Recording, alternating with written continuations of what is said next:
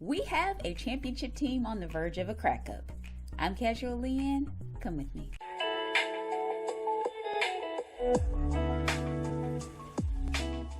Talking Smack March 19, 2022 edition kicks off with the Wrestlemania Countdown. Now, as of today, we are just a week and a day away, which is nothing short of frightening. So the conversation proper, however, is the end of the show, Charlotte Flair and Ronda Rousey. Now, there was quite a bit of brutal tussling that was escalated by a kendo stick in the hands of the Queen. Matt Camp calls this the main event of WrestleMania, though internally, the Kevin Owens segment with Steve Austin is currently listed as last for the night. Neither sounds particularly exciting as far as a main event goes, but those are the ideas that are being passed about. They show a replay of Sami Zayn ratcheting up the rivalry between he and Johnny Knoxville, challenging the Jackass Forever star to an anything goes match at WrestleMania, which they announce has officially now been accepted. Megan Morant asks Zayn, with the Sami Zayn Forever plastered across his chest like Superman, about Knoxville's acceptance. Sami Zayn says he doesn't feel like answering any of these questions. He should be relaxing with his Intercontinental Championship or out dancing. He states he shouldn't have expected this to be a conventional wrestling match because Knoxville is not a conventional wrestler. Now Zayn gets to punish the man in very unconventional ways, and he vows to end Johnny Knoxville's career once and for all. Zayn's still driving home this kind of righteous indignation. You're not one of us. You don't sacrifice and do what we do. So now I'm gonna beat you at your own outsider game. And I think it works well for him. When asked for his opinion, John Bradshaw Layfield calls Sami the most annoying human being he's ever met, but also now the most stupid. He offers that Sami should have challenged Johnny Knoxville to a wrestling match since he's not a wrestler. But by going the anything goes route, he's put himself at a huge disadvantage. Turning to Flair Rousey, he thinks that Charlotte wants to be in the conversation for being the greatest of all time, and she thinks that submitting Ronda Rousey will get her there. I mean, it's great that WWE has the star power that they desire to grab people that don't usually watch wrestling, but the build to WrestleMania, this story of Charlotte and Ronda, it hasn't really done it for me. The whole story is literally just about submissions. Who's going to submit? And Charlotte's already done it. She's already done it.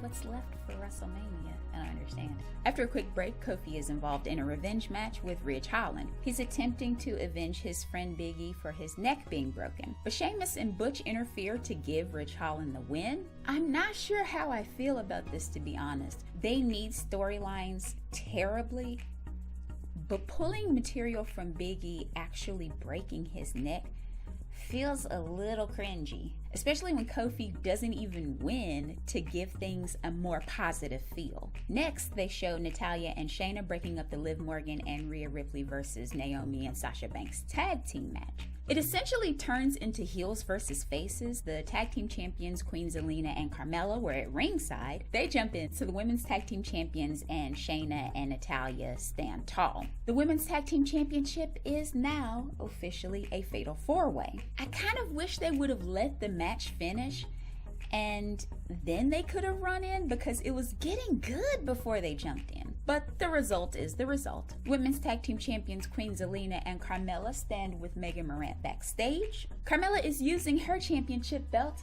as a giant mirror. Yep.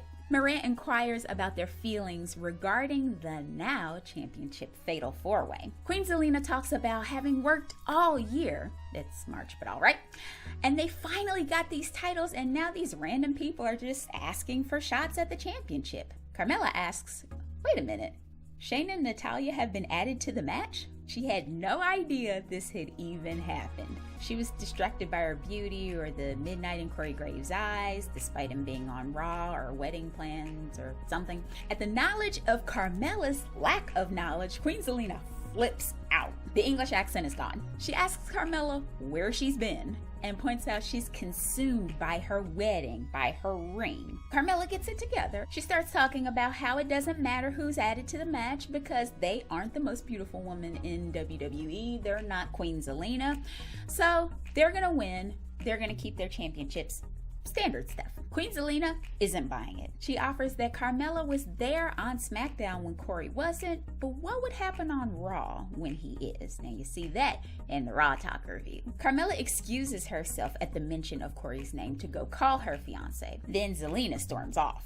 So the two of them are now not unified like they should be because of the promotion of Corey and Carmella's show. I mean, because of Corey and Carmella's relationship. But I'm not sure how that will factor into things at WrestleMania. For pay-per-views, commentary tend to call the matches for their regular show. So while Corey may not be a direct factor, the lack of focus in the team could play a role in them losing the titles, if the plan is to put them on Naomi and Sasha or Rhea and Liv. I doubt Natalya and Shayna will pick them up, but who knows? While I'm not big on multiples when it comes to tag team matches, I'm sure these 8 ladies will find a way to make this a dynamic contest. You got some heavy hitters in there, from Rhea to Naomi, Sasha, Shayna, Liv.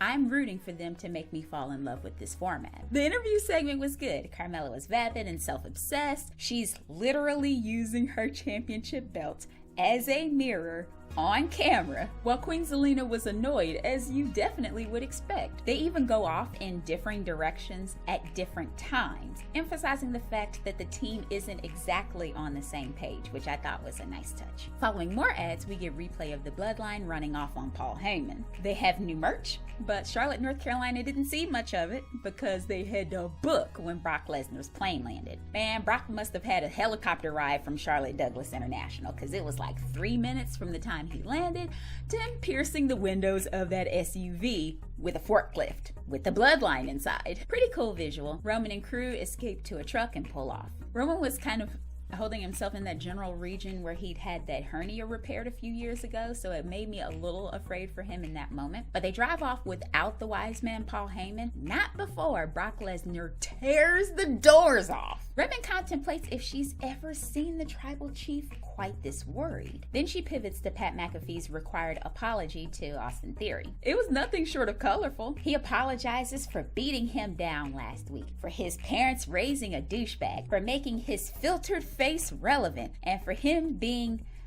a pink batch. Then Austin Theory shoves him and walks off. That was odd. But Redmond is curious as to what Theory thought of Pat McAfee's sassy apology, and Megan Moran is on it. She wants to know if that's the sort of apology Theory expected, and he says, absolutely. He points to the selfie he took of them and claims to be in McAfee's head. He goes on to call himself the protege of the chairman of the WWE, Mr. McMahon. And he says McAfee had to apologize because he was out of line and he doesn't understand the future. Theory's the future. And at WrestleMania, A-Town is going to put him down. These are either all things he said before or overused locker room statements like him living in McAfee's head. And to be honest, I'm just over it. The selfies, the constant mentions of Mr. McMahon when we never see him, the selfies, the appropriation of A-Town with 0 black people around, putting down journalists. Did I mention the selfies? It's nothing against Austin Theory himself, but this gimmick is just draining. And I'm so glad that Pat McAfee has some fire and some vivid language and humor to kind of buoy this feud, because it's literally the only thing that's keeping me interested right now. It's got me, no doubt, but McAfee's the only reason. Jackie Redmond asks JBL about whether Pat McAfee was actually in the wrong. JBL expresses his respect for Pat, and he was absolutely not out of line. He gives Pat credit for his career and deals and respects the fact that despite McAfee being able to do whatever he wants in life, he loves the wrestling business enough to be part of it. Further, he asserts that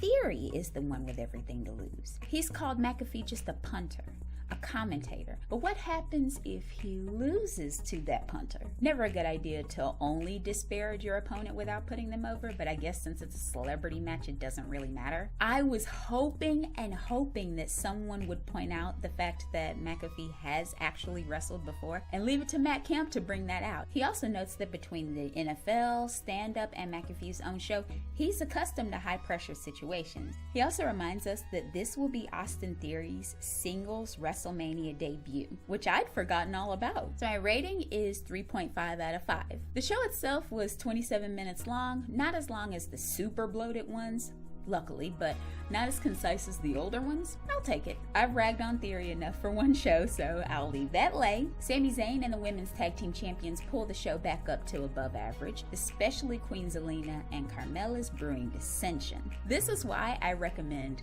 this segment as the must-watch for the week. You can see the writing wheels kind of turning in terms of bringing together promotion for the Fatal 4-Way Championship match and Corey and Carmella's show. Despite that sounding like a pretty tough prospect, they're handling it pretty well. What do you all think? How does Big E's neck break being put into a storyline work for you? Which night of the 2-night WrestleMania interests you the most? And what do you think of the build to the celebrity matches? Let me know in the comments. Be sure to like, share, comment, and subscribe. Tap that bell icon to make sure you get notifications for when new videos come out. Thank you all so much for watching, and I'll see you soon.